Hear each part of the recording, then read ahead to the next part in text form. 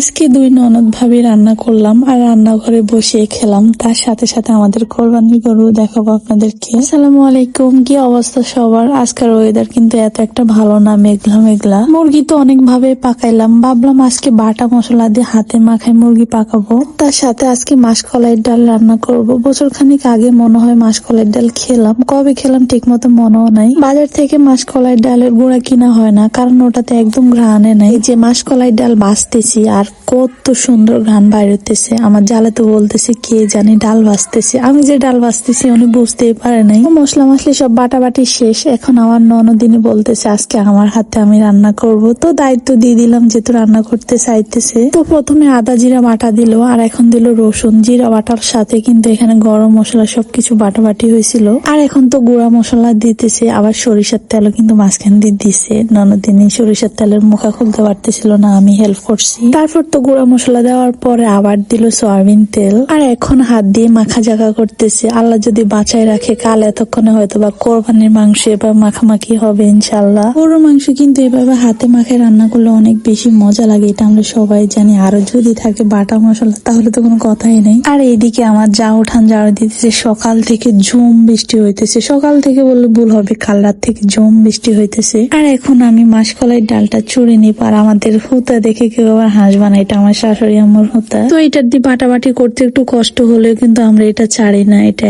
স্মৃতিও বটে। আর হ্যাঁ, তোমরা যারা যারা নতুন তারা কিন্তু অবশ্যই আমাদের চ্যানেলটা সাবস্ক্রাইব করবা। আমি বুঝি না তোমরা এত এত লোকে ভিডিও দেখো, কেন সাবস্ক্রাইব করতেছো না? তোমরা যদি সাবস্ক্রাইব করতে না, তাহলে এতদিন আমার 1K সাবস্ক্রাইব হয়ে যেত, আর আমি সেলিব্রেশনও করতে পারতাম, কিন্তু সেটা আর হলো না। মুরগির সাথে আলু দেওয়া হয় আমাদের, কারণ আমাদের ঘরে ছোট বাচ্চা অনেক আছে, তারা কিন্তু আলু অনেক বেশি পছন্দ করে। আর ছোট বাচ্চার থেকে বেশি আমাদের আলু বেশি ভালো লাগে। আর আমরা তো রান্না করি কম, গল্প করি অনেক অনেক বেশি, কারণ এক একজন এক এক জায়গায় থাকি। একসাথে দেখা হলে মানে যত কথা এতদিন জমা রাখছি সব একসাথে বলি। তো ফাইনালি মাংসের মধ্যে এখানে ঝোল দেওয়া হয়েছে, আর কালারটা দেখো জাস্ট ওয়াও আসছে। কারণ বাটা মশলার রান্না এমনিতে অনেক বেশি মজা। তো আমরা বেশিরভাগই রান্না করার শেষে রান্নাঘরে বসে খাই। যেমন এখন মুরগির তরকারি দিয়ে পরোটা দিয়ে খাইতেছি সবাই মিলে। সবাই বলতে আমরা 3 ননদ ভাবি যা। আর এখন তো আমাদের কোরবানির গরু চলে আসছে। গরু কিনা হয়েছে অনেকদিন হয়েছে, আজকে বাড়িতে আনা হয়েছে। আর এই যে দেখো বাড়িতে একদম গরু গরু সবার ঘরের সামনে। আমাদের গরুটা কেমন হয়েছে সবাই অবশ্য কমেন্ট করবা। আর চলো আজকে সবার গরু তোমাদেরকে দেখাবো। আর আগে আমাদের গরুটাকে আমি একটু পাতা খাওয়ানোর ট্রাই করতেছি, কিন্তু ও নিতেছে না। মনে হচ্ছে রাগ করছে যে কালকে তো জবাই করে দিবেন, আজকে এত আলগা ফিরি দেখেন কেন।